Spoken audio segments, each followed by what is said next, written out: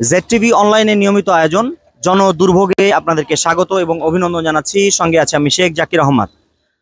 দর্শক, এই মুহূর্তে আমি দাঁড়িয়ে আছি নারায়ণগঞ্জ জেলার ফতুল্লা থানার এনায়তনগর ইউনিয়ন পরিষদের ২ নং ওয়ার্ডে। দর্শক, আপনারা জানেন যে এই ২ নং ওয়ার্ড বিসিক শিল্পনগরী। আমি যেখানে দাঁড়িয়ে আছি তার একটু পিছনেই বিসিক শিল্পনগরী এলাকা। আপনারা হয়তো দেখতে পাচ্ছেন, পুরোটা বিসিক শিল্পনগরী এলাকা। এখানে প্রায় কয়েক লক্ষ শ্রমিক বাংলাদেশের বিভিন্ন জেলা থেকে তারা এসে কিন্তু এখানে চাকরি করছে। তো এখানে লক্ষ লক্ষ মানুষের বসবাস। আশেপাশে যে এলাকাগুলো রয়েছে সেই এলাকাগুলোর মধ্যে মুসলিমনগর, এতিমখানা, শাসনগাঁও, এদিকে ভোলাইল, তারপরে এদিকে হচ্ছে এনায়তনগর সহ আশেপাশের যে এলাকাগুলো রয়েছে, এলাকাগুলোর মানুষের ভোগান্তি কিন্তু চরমে পৌঁছে গিয়েছে। অল্প বৃষ্টিতে কিন্তু এই এলাকার আশেপাশের জায়গাগুলো রাস্তাঘাটে চলার অনুপযোগী হয়ে যায় এবং প্রচুর জায়গায় জায়গায় পানি জমে যায়। এতে করে কিন্তু মানুষের চলাচলের অনেক অসুবিধার সৃষ্টি হয়। তো আজকে জনদুর্ভোগ যে অনুষ্ঠানটি, সেই অনুষ্ঠানে আমরা কয়েকজন দুর্ভোগকারী যারা এখানে চলাচল করে অত্র এলাকার কিছু লোকের সাথে আমরা কথা বলার চেষ্টা করব। তো পাশাপাশি আমার পিছনে রয়েছে হচ্ছে একটি খাল, কাইলানি খাল। এই কাইলানি খালটি কিন্তু বেদখল হয়ে গেছে, বিভিন্ন জায়গায় এটা না দখল হয়ে আছে। এদিকে কিন্তু এই খালটা দখল হয়ে যাওয়ার কারণেই, ময়লায় পর্যাপ্ত ডুবে যাওয়ার কারণেই কিন্তু এখানে কিন্তু আশেপাশে যে বৃষ্টি হওয়ার কারণে রাস্তার যে পানিটা কিন্তু যেতে পারে না। আমরা যদি একটু এদিক থেকে দেখাই, রবিউল, যদি আমরা এদিক থেকে একটু দেখাই যে এই জায়গাটা, এই যে এখন কিন্তু মাত্র কয়েকদিন আগে এটা কিন্তু পরিষ্কার করা হয়েছে, ভেকু দিয়ে পরিষ্কার করা হয়েছে। এই জন্য কিন্তু এখন পর্যাপ্ত পরিমাণে পানিটা যাচ্ছে। কিন্তু পানি যাওয়ার যে জায়গাটা, সেই জায়গাটা কিন্তু মানে একেবারে চিকন হয়ে গিয়েছে। যেটা যে খালের যে প্রশস্ততা, খালের যে চওড়াটা, এটা কিন্তু এই টিলাটা এবং এই টিলাটার কারণে কিন্তু এটা ছোট হয়ে গিয়েছে। এটা কিন্তু আস্তে আস্তে আস্তে আস্তে কি হয়ে যায়, এটা কিন্তু ভরাট হয়ে যায়। ভরাট হয়ে যাওয়ার পরেই কিন্তু মানুষের যে ভোগান্তি, এই ভোগান্তিটা কিন্তু মূলত শুরু হয়।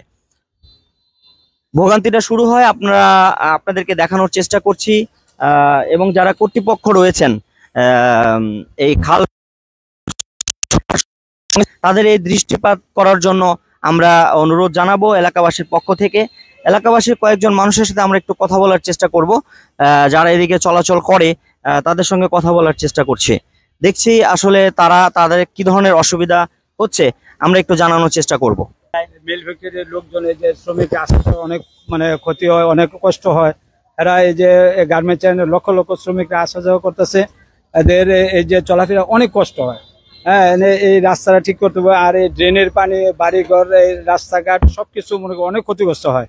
এই যে ডাইং এর পানির কারণে এই খালের মধ্যে আমরা মাছ ধরছি। এখন মনে করেন মাছ তো বলতে নাই, পানি দিয়ে কিছুই করা যায় না। হ্যাঁ, ধরনই জানা মানুষের বিষাক্ত পানি আসতেছে, ডাইঙ্গের পানি অনেক ক্ষতিগ্রস্ত হইতেছে আর কি। এখানে এটার ব্যাপারে প্রশাসনের মাধ্যমে, আপনাদের মাধ্যমে, আপনাদের চ্যানেলের মাধ্যমে, হ্যাঁ, এটা যে এই সরকার যে একটু দৃষ্টি আকর্ষণ করে, এটা যে পরিষ্কার হয়, পানি যে কিভাবে পানিটা নিষ্কাশন করা যায়, হ্যাঁ, এটা ব্যবস্থা করতে হবে। দেখেন, সরু একটা খাল, যাইতে পারতেছে না, এই ভিতরে পানিটা আসতে পারতেছে না, বুঝছেন। এটার ব্যাপারে আপনাদের মাধ্যমে, আপনাদের চ্যানেলের মাধ্যমে এর একটা ব্যবস্থা নেওয়া দরকার। ওকে, ধন্যবাদ। আমরা জানতে পারলাম এলাকার একজন লোকের কাছ থেকে যে এখানে অত্র এলাকার আশেপাশে যারা বসবাস করে তারা কিন্তু চরম ভোগান্তির শিকার। এটা তারা দ্রুত সংস্কার চাচ্ছে, তারা এটা দ্রুত সমাধান চাচ্ছে।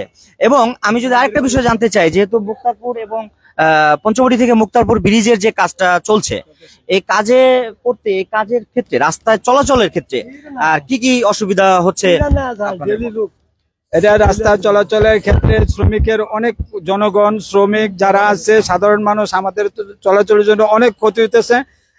আমাদের অনেক কষ্ট হইতেছে। যারা এই রাস্তার কাজটা করতেছে, এটা তাদের দরকার এসে রাস্তাটা আগে সংস্কার করে মানুষ চলাচলের জন্য এটা করা দরকার ছিল।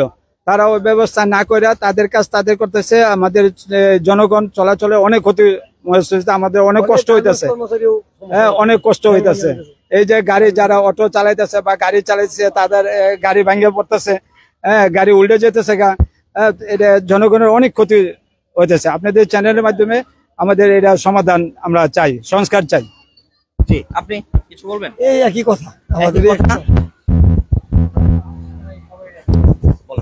ঠিক আছে।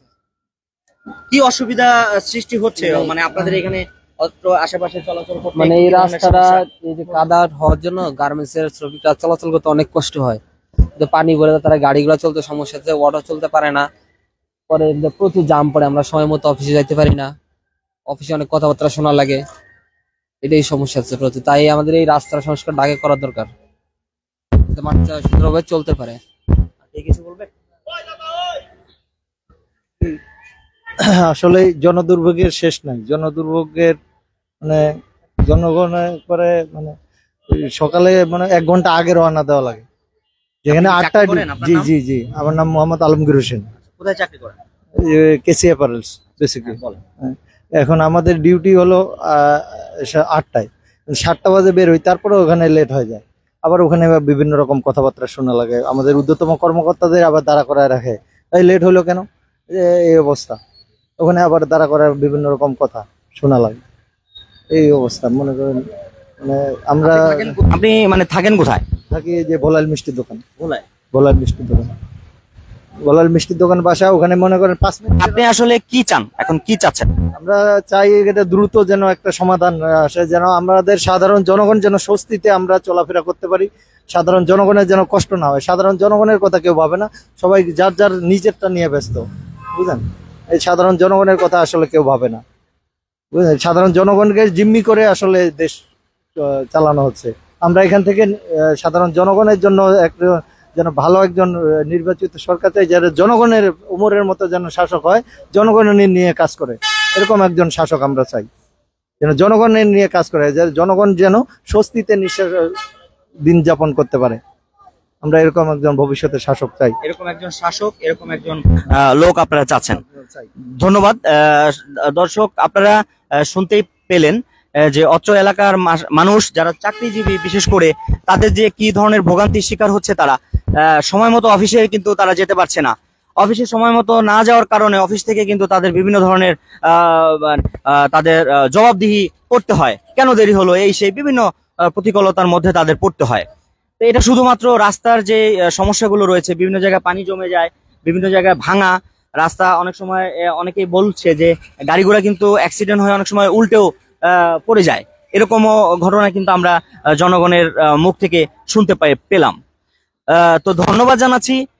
এবং আরেকটা জিনিস আমি এখানে যেহেতু আছি একটু দেখাতে চাই। এই যে এইখানে রবুল, আমরা যদি এই জায়গাটা একটু দেখাই, দেখেন সম্ভবত এই যে এখানে যে একটু জুম করে যদি দেখাই, এই যে রাস্তার মাঝখানে এই যে পাইপের যে লাইনটি আপনারা দেখতে পাচ্ছেন, এই পাইপ গ্যাসের পাইপের লাইন থাকার কারণে এখানে কিন্তু মানে দেখেন বুগবুগির মতো উঠছে। এখানে কিন্তু যে কোনো সময় যে কোনো ধরনের অ্যাক্সিডেন্ট হতে পারে বলে মনে করছে এলাকাবাসী। তো এই জায়গাটাও কিন্তু সংস্করণ করাটা দরকার বলে মনে করছে অত্র এলাকার স্থানীয় বাসিন্দা এবং যারা এখানে বসবাস করেন, আশেপাশে চলাফেরা করেন, তারা কিন্তু মনে করছেন। এবং আমরা দেখতে পাচ্ছি যে একজন মোটরসাইকেল ভাই কি পরিমাণে রিস্ক নিয়ে এই জায়গাটা কিন্তু পার হলেন। এটা কিন্তু যে কোনো সময় পড়ে গিয়ে ওনার কিন্তু বিভিন্ন ক্ষয়ক্ষতি হওয়ার সম্ভাবনা ছিল। আপনারা দেখতে পাচ্ছেন লাইভে সরাসরি। তো এই ভোগান্তির শেষ কোথায় জনগণ জানতে চায় এবং এর সংস্কার চায় অত্র এলাকার স্থানীয় জনগণ এবং অত্র এলাকার আশেপাশে যারা বসবাস করছে তারা। তো আজকের জনদুর্ভোগ অনুষ্ঠান এই পর্যন্তই। আবারও কোনো নতুন জায়গায় হাজির হয়ে যাব আমি, শেখ জাকির আহমদ। সে পর্যন্ত সকলে ভালো থাকুন, সুস্থ থাকুন এবং নিরাপদে থাকুন। আসসালামু আলাইকুম ওয়া রাহমাতুল্লাহি ওয়া বারাকাতুহু।